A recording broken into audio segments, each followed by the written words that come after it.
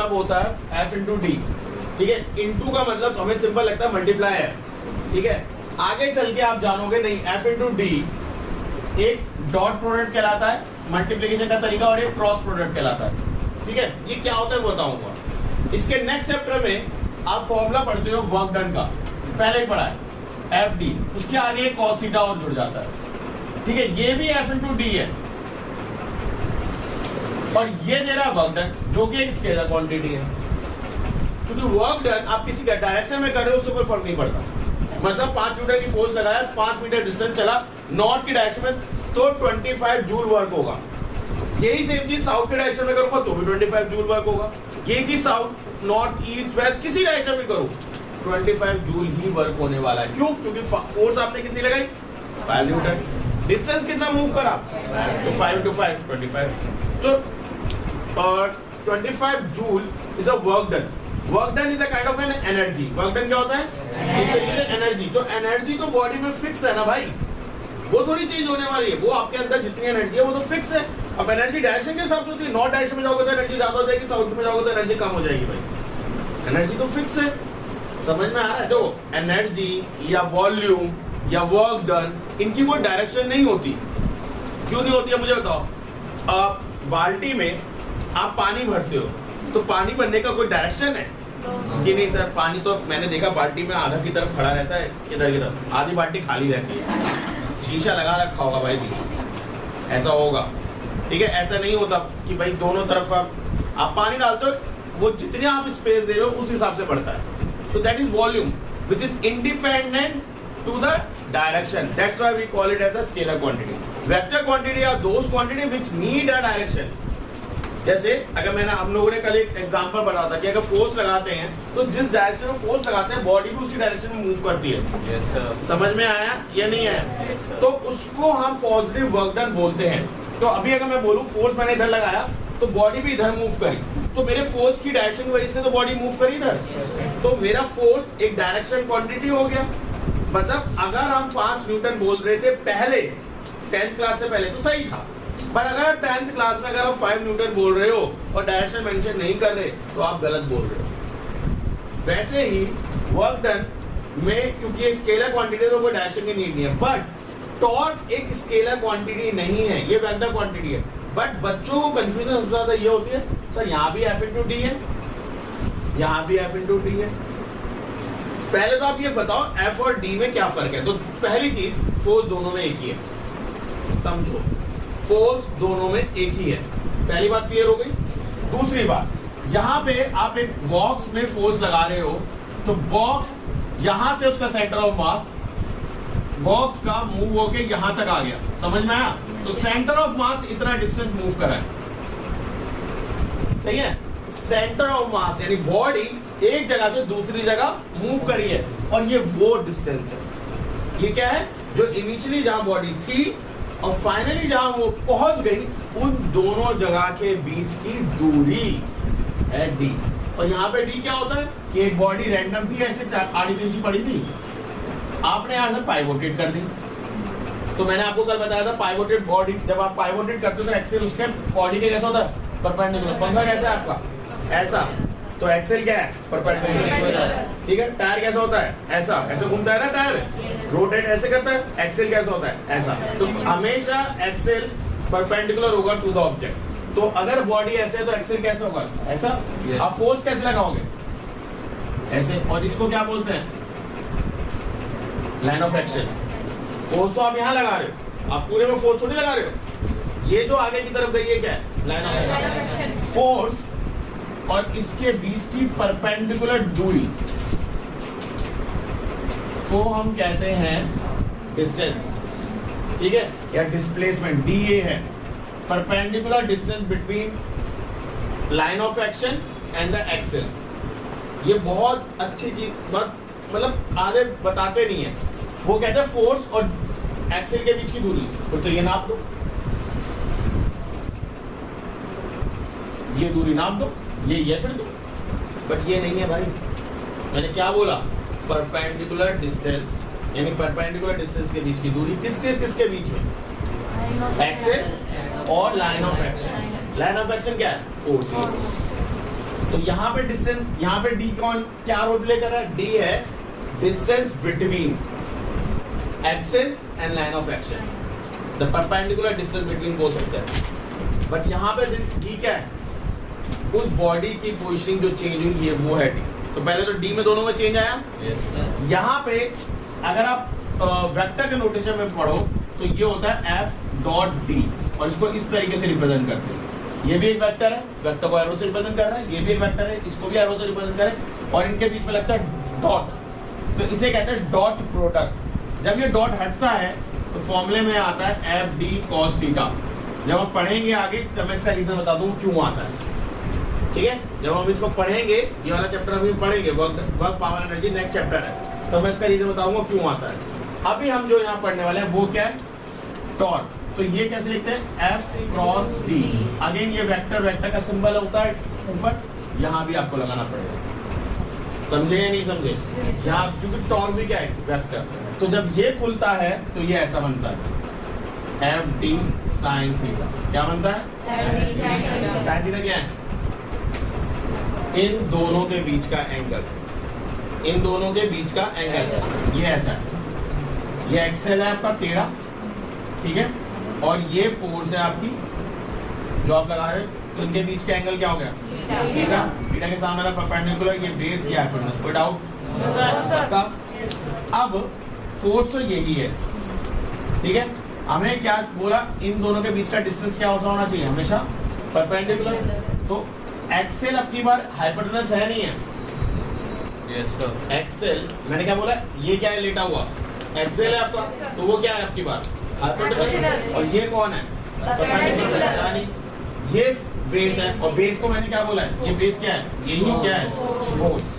यही क्या है? अब ध्यान से एक चीज को देखो, साइन थीटा क्या होगा? जल्दी बताओ, साइन थीटा क्या होता है? Perpendicular upon hypotenuse. यही होता है। साइन थीटा को ऐसे रखो, परपेंडिकुलर क्या है नहीं पता, बट एच क्या है?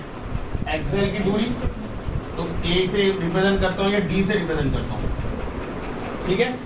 डी को यहाँ भेज दो तो क्या आ जाएगा? डी साइन थीटा टी, ठीक है। हमने किसका बोला? किन दोनों का प्रोडक्ट? डी का, जो कि परपेंडिकुलर डिस्टेंस है किसके साथ? फोर्स के साथ। तो फोर्स तो यही है अभी भी, बट परपेंडिकुलर डिस्टेंस, ये तो थीटा एंगल था, हमें कितना लेना था? उसका परपेंडिकुलर डिस्टेंस। तो ये क्या है? उसका परपेंडिकुलर डिस्टेंस। तो जब इस P को आप इस फॉर्मूले में डालते हो, टॉर्क का फॉर्मूला क्या होता है? Force into perpendicular distance. Perpendicular distance आपके पास पूरा D नहीं था, D तो कैसा था? आपका लेटा हुआ डिस्टेंस, एक परपेंडिकुलर डिस्टेंस नहीं था, बट हमें कौन सा डिस्टेंस लेना है? परपेंडिकुलर। तो यहाँ पे जब आप फोर्स की जगह परपेंडिकुलर डिस्टेंस डालोगे तो वो क्या आएगा? D sine theta. तो टॉर्क का फॉर्मूला F इनटू D होता है, और जब इसे खोलते हो तो क्या आ जाता है? F D sine theta. और थीटा क्या होता है? उन दोनों के बीच का एंगल। पहली चीज तो ये। तो वेक्टर क्वांटिटी अगर आपसे पूछे why is a vector quantity, तो पहला आप बोलोगे एफ और डी का जो प्रोडक्ट है, जो मल्टीप्लाई है, वो एक वेक्टर क्वांटिटी है, ठीक है। तो इससे ये वेक्टर है, और जब आप इनको खोलते हो तो उसका फॉर्मूले में क्या आता है? Sine theta. क्या आता है? Sine theta. उसकी वजह से भी ये क्या है?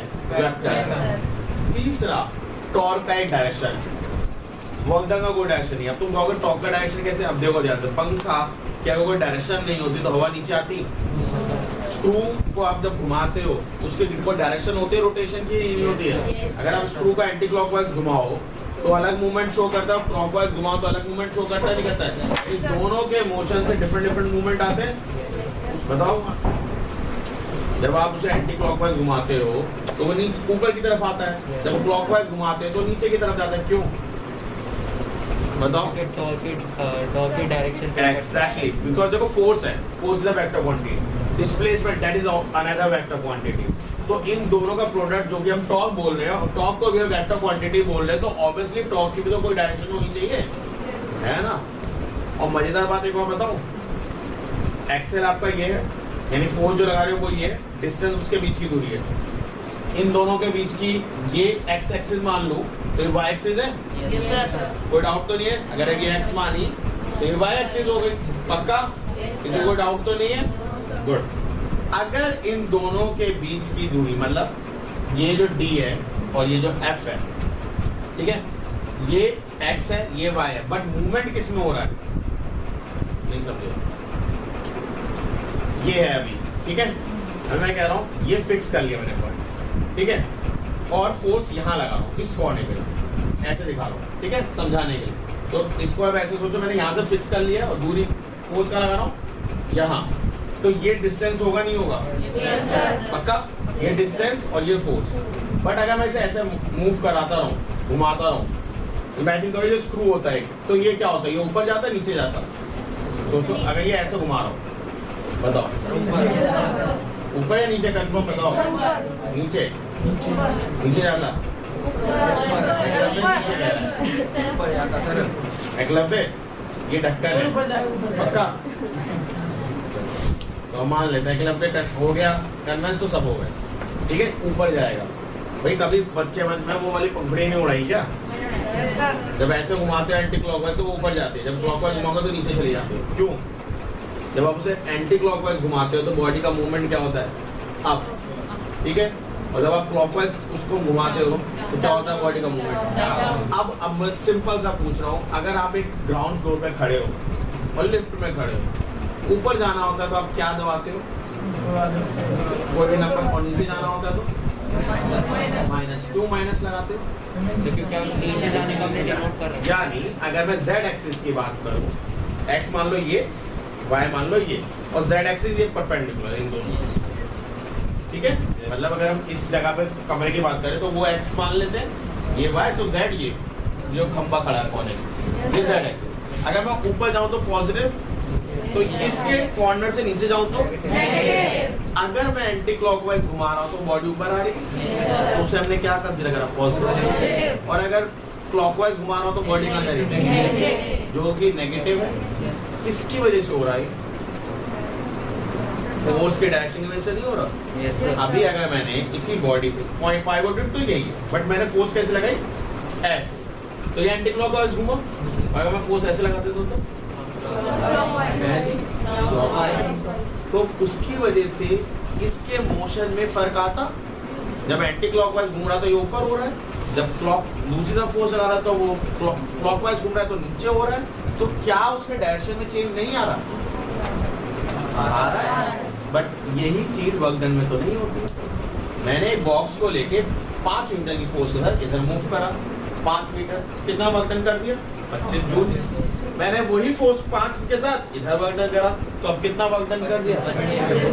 चेंज हो गया कि ये वाला 25 प्लस, ये वाला 25 माइनस, ये तो नहीं है उसमें। इसलिए वर्क डन क्या है? स्केलर। बट 5 न्यूटन फोर्स लगाई 5 मीटर की दूरी से, तो आपने घुमाया तो टॉर्क कितना जनरेट हुआ? जब एंटी क्लॉकवाइज घुमा रहे हो 25 न्यूटन मीटर, क्योंकि बॉडी कहाँ जा रही है? ऊपर। बट अगर आपने फोर्स ऐसे लगा, बॉडी कैसे घूमी? क्लॉकवाइज, तो बॉडी कहाँ जाएगी? नीचे। तो 5 × 5 तो करना है, 25 तो आना है, बट -25 न्यूटन मीटर आएगा भाई। इसका मतलब बॉडी कहाँ गई? नीचे। अगर तुमसे पहले बोल दिया जाए भैया 5 × 5 यहाँ भी सर 25 न्यूटन मीटर ही आ रहा है आंसर, तो फिर इसमें और इसमें फर्क क्या है?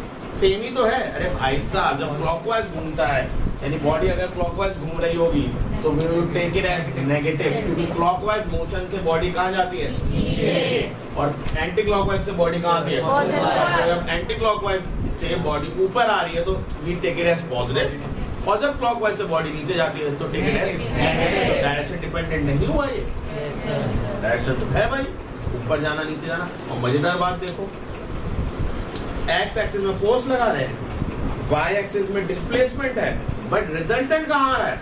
Z axis. उन दोनों के परपेंडिकुलर। देखो ना, ये कॉपी है, आपने इसे पाइवोटेड यहाँ से करा, तो ये डिस्टेंस था, तो ये इसे एक्स मान लो, तो फोर्स आप किससे परपेंडिकुलर लगा रहे हो? तो वाई मान लो, तो एक्स और वाई तो ये है, बट बॉडी कहाँ मूव कर रही है? अलग ही दुनिया में, ऊपर और या नीचे। तो डिस्प्लेसमेंट कहाँ हो रहा है? उन दोनों से परपेंडिकुलर। डिस्प्लेसमेंट कहाँ होता है? उन दोनों से परपेंडिकुलर। ये कोई बुक में नहीं लिखा आपके, 10th क्लास से तो कोई बुक नहीं बता कि अगर आप फोर्स लगा रहे हो एक्स एक्सिस में और डिस्प्लेसमेंट है आपका जेड एक्सिस में या वाई एक्सिस में, तो जो डिस्प्लेसमेंट है वो जेड। कितने एक्सिस होते हैं? एक्स, y और z। अगर x और y में ये डिस्प्लेसमेंट और ये फोर्स है, तो डिस्प्लेसमेंट किस में होगा, मतलब रिजल्ट टॉर्क किस में जनरेट होगा, y और z में अगर फोर्स और डिस्प्लेसमेंट है।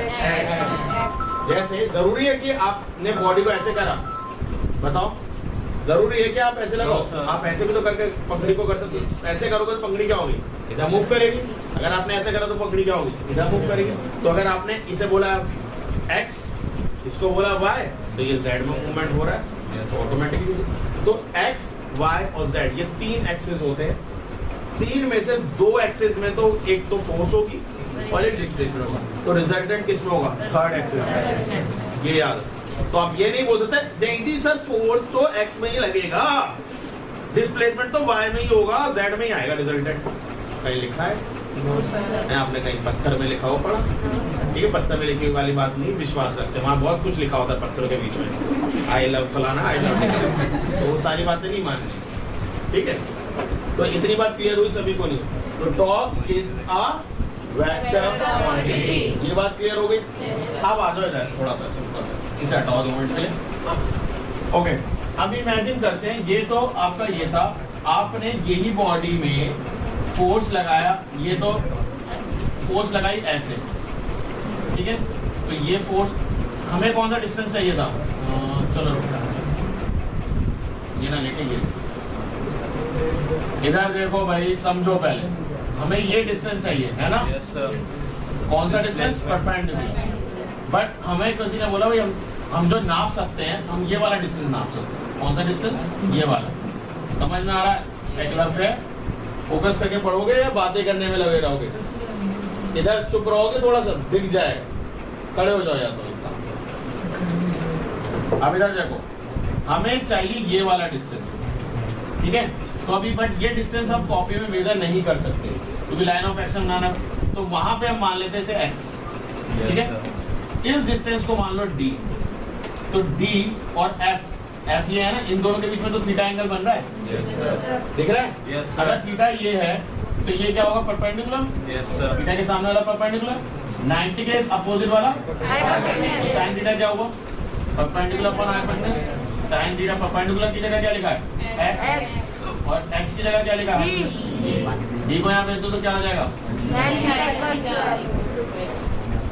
टॉर्क का फॉर्मूला क्या होता है, फोर्स इनटू परपेंडिकुलर डिस्टेंस, यही होता है। फोर्स का F है, परपेंडिकुलर डिस्टेंस क्या है, x की वैल्यू क्या है, यही फॉर्मूला फिर से निकला। समझे या नहीं समझे। अब दो चीज इसमें समझो, अगर anti clock wise movement of force है तो आप उसको लोगे positive, clock wise movement of force है तो आप उसे लोगे नेगेटिव। कोई डाउट है तो बताओ, पक्का। तो आपसे बॉडी से 2-3 चीजें पूछी जाएंगी। कोई बॉडी पाइवोटेट कर देंगे कहीं ना कहीं से, तो उस जगह से पाइवोटेट करेंगे तो वहां से जहाँ फोर्स लगा रहे हैं उसके बीच की दूरी बता देंगे और फोर्स लगाना बता देंगे। अब अगर बॉडी पता है, फोर्स पता है, तो आपको डायग्राम देख के पता तो चल जाएगा कि एंटी क्लॉकवाइज घूम रहा है, क्लॉकवाइज घूम रहा है। जैसे अगर मैं इसी के एग्जांपल ले लूं, ये पाइवोटेड है, ये फोर्स लग रही है, तो बताओ एंटी क्लॉकवाइज घूमेगा या क्लॉकवाइज घूमेगा। समझ में आया या नहीं? Yes sir. अगर ये एंटी क्लॉकवाइज घूम रहा है तो आपका आंसर क्या होगा, और यही क्लॉकवाइज घूम रहा होता तो आपका